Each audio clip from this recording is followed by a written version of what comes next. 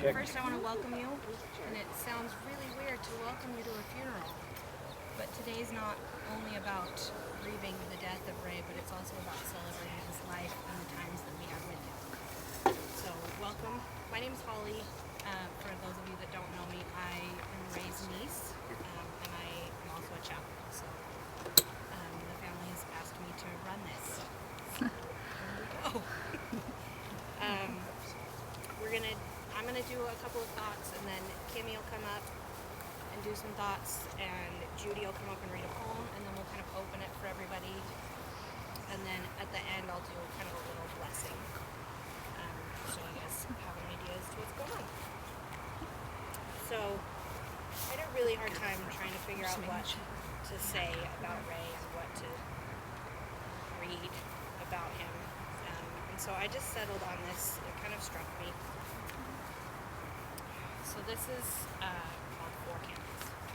So this first candle represents our grief. The pain of losing you, can't see it. The pain of losing you is intense. It reminds us of the depth of our love for you. The second candle represents our courage to confront our sorrow, to comfort each other, to change our lives. The third candle we light in your memory. For the times we laughed, the times we cried, the times we were angry with each other, and silly things we did. The caring and joy you gave us. The fourth candle we light for our love. We light this candle that your light will always shine. As we enter this holiday season and share in this day of remembrance with our family and friends, we cherish the special place in our hearts that will always be reserved for you. We thank you for the gift your living brought to each of us. We love you, and we remember you. So with that, we'll open it up. Kimmy will come up and give some thoughts. Help everyone else in healing. And then I had someone explain to me that we get to be up here, we get to share today after when we're together for us and to find peace with Ray's passing. And so with that, I just want to address my dad directly and say, Dad, in my eyes, you were always a hero. You cared about your family and you were so loyal and giving in that sense. I always defined my dad as a very hard worker and a smart ass. Those were two of his greatest traits. And I think that really came true more than ever as he got older.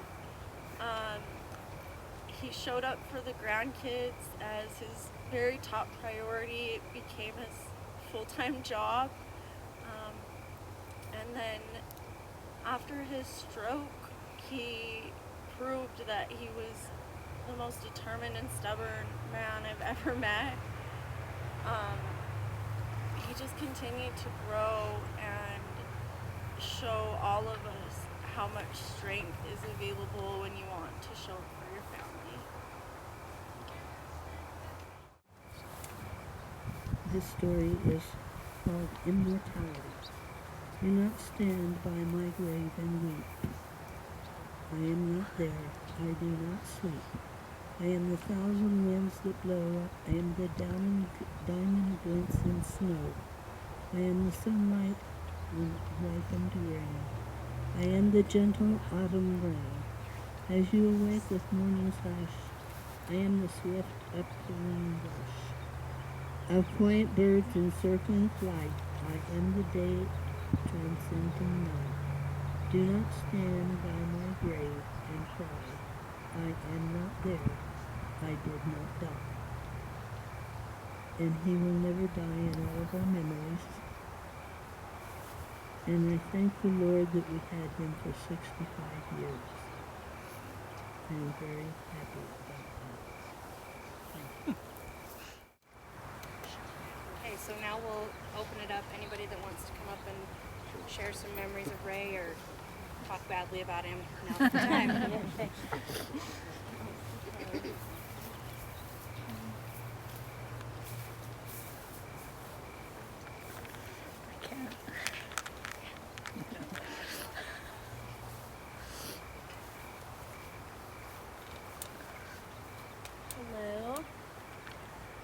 I think the worst thing I have to say about Uncle Ray was just being kids and those times he squeezed our knees so hard.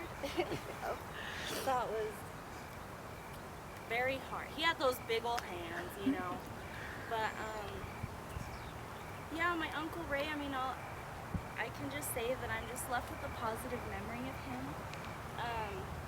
I would spend more time with him maybe in his more recent years, but he just, no matter where he was, I'd, you know, go with Grandma to go visit him, and he was happy, you know. He lived his good life, you know, and like Grandma said, he's not going to die in our memories. He's still here. His physical form has just gone, but we can still keep him alive, so yeah. R.I.P. Uncle Ray. Thanks, Cody.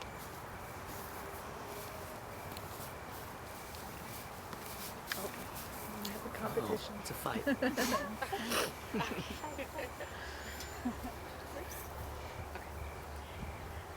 My name is Rayanne. I'm Ray's niece, and I was gonna say when we were little, that was tickling of the legs, right? That was Uncle Ray. And usually it wasn't just a light little tickle, it was hard. And so if he did it for too long, it started hurting. So you really got in the habit of don't sit too close to Uncle Ray. He'll get you. However, yes, you would be sitting somewhere else and he'd get up to go get a drink or whatever, and he would find you. And so there was no getting away from him. As he, later in years after he had his stroke and was in the care facility, which is right across the street from my house, Shani asked me if I would go over and walk with him once a week. And that was when he was still having a really hard time walking. He couldn't walk on his own. So he did have to have somebody hold on to him and go for walks. And in the sunshine, it was always outside. He wanted to go outside. And we always took the same walk every time. And at this point in time, it was still kind of hard for him to speak. It was hard for me to kind of understand some things he would say, but I just kept on talking, and I would talk about my kids, and I'd ask him questions, and then he would kind of chuckle, and then I would chuckle. But what's really neat is I got to see the progression of, it was very difficult for him to talk, very hard to understand him, to he was getting better, he was walking better, he could walk on his own. And for several months now, I've been taking Grandma every other week to go see him, and she would always want to hug him, but he would always say no. And so we would always tease and stop being such a brat, Uncle Ray. That was my thing. I always called him a brat. And very typical of Uncle Ray, when we were in the hospital right before he passed, he had a pillow that was sitting on his lap, and he grabbed the pillow and smacked Grandma with it. And you knew that that was very intentional. He wanted to hit her with the pillow. And he kind of chuckled, and that was absolutely Ray, totally. So those are memories, yes, to the very end. He was either, if he couldn't tickle you, he would hit you with a pillow. So we love you, Uncle Ray, and as everyone has said, you're not going to leave our memories. Yes, good or bad. All right, Mommy, I'll be nice. I'm Ray's younger sister, Susie. And my memories are kind of bittersweet of him because he did have his mean side. As any of you who knew him before he had a stroke knew. Especially when it came to little sisters. I always felt like he and my older sister were ganging up on me, but, you know, maybe it was just me feeling picked on. But in case you didn't already hear this about the tickling, he would tickle my children but hard until they cried. And my youngest, by the time she was a teenager, refused to go see him again because that's the only memory she has of him is him tickling, not knowing when to give up sometimes. And one story I'll never forget is that when I was probably about 8, which means he would be 12, we were downstairs in the basement, and my mother was waxing the kitchen floor. I don't know if you remember that kind of linoleum that had to be waxed all the time. And she had a rule that we could not come walk on that floor for at least an hour after she did it. So Ray and I were downstairs, and I got a Susie Bake oven for Christmas that year, and he decided that we would try to make some clam chowder, powdered clam chowder, in this Susie Bake oven. Well, the thing never worked, and so it was still kind of lukewarmish cold, and I wanted to go up, take it upstairs and get rid of it. And when we got upstairs, there was Mama yelling, "Don't come up! The floor's not dry!" Because it would get kind of tacky if you didn't wait to walk on it. So I took it back downstairs, and I tend to call him Uncle Ray because all my kids do. And Uncle Ray made me drink it all. This powdered, lukewarm, cold clam chowder. So ever since then, I have never been able to stand clam chowder. But one of the memories that I do have of him, is the better memories, is that I always knew, even though he was a man of few words, he never said, but I always knew he loved seeing my kids when they were little. You could just see his face light up when my kids came over, and I know that he liked them a lot, and he thought they were special. And I also know, probably through my mother, because he would never say this kind of thing to your face, that he was very proud of me for all I accomplished in my studies and my career. And I mean, you could kind of feel that, even though he would never say anything like that. But those are the two good memories I have of my brother. Also, another quick story. After his stroke, when he was able, it was probably a couple of years after, I said to him, and some of you might not like this, but I said to him, we were sitting around, all of us, talking about how much he's changed since his stroke and how much nicer he I mean, he was funny, he was fun, he was sweet. And I said to him, "So Ray, did you know that you used to be an asshole?" And he laughed. That was kind of cute, but it was easy to make laugh after his stroke. He was. And I love being around people like that, so it was a lot of fun. Too bad he couldn't have been like that for the first 59 years of his life, and then a jerk for the last 7 years. But he was a great guy.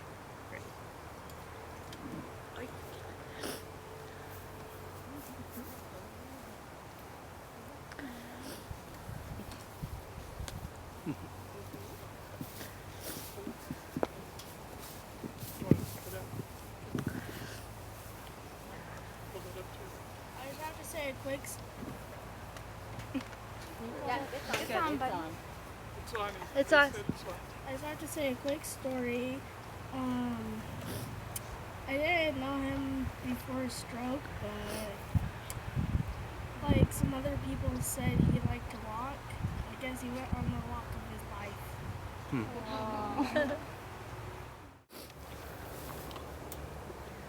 Okay. So I'll just share a little bit. I don't have really clear memories of just Ray. I spent 90% of my childhood with Shani and Kimmy and Lynn and Ray, and he was always this presence at the house, and he was always a presence in my life. And I will 900 that stupid leg squeeze. It was the whole world. But I know that he did it to torture you, and also because he loved you. Liked you, yeah. So we'll take that against the torturousness of that.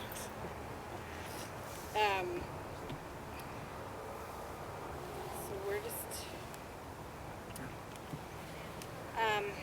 again, this is kind of my first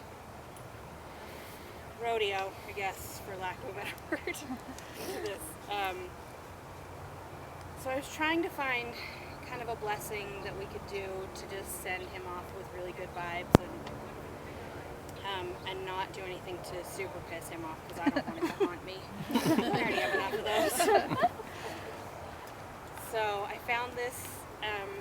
It's just really little and simple, and but I kind of just encompasses everything about what we're doing here today, and about Ray, and about the love that we have for him. So, Ray, your life we honor, your departure we accept, your memory we cherish. And although there is grief today, as we say goodbye, there is gratitude for your life. We are truly grateful for the privilege of having shared life with you. But rest now at the end of your days. Rest in the hearts and minds of all those who love you. And so with love we shall leave you in peace. And with respect we bid you fond farewell.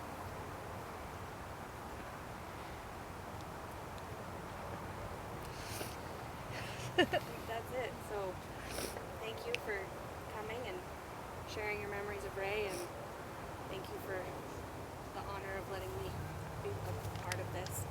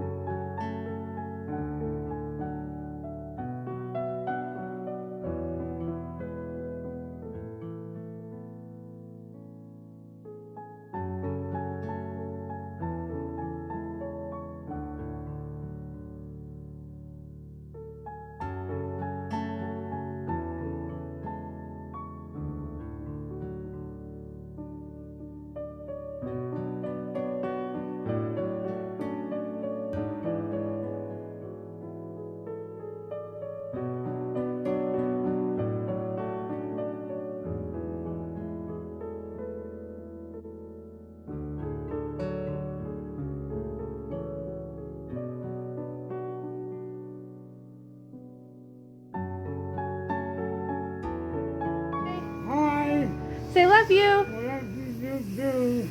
Okay, bye.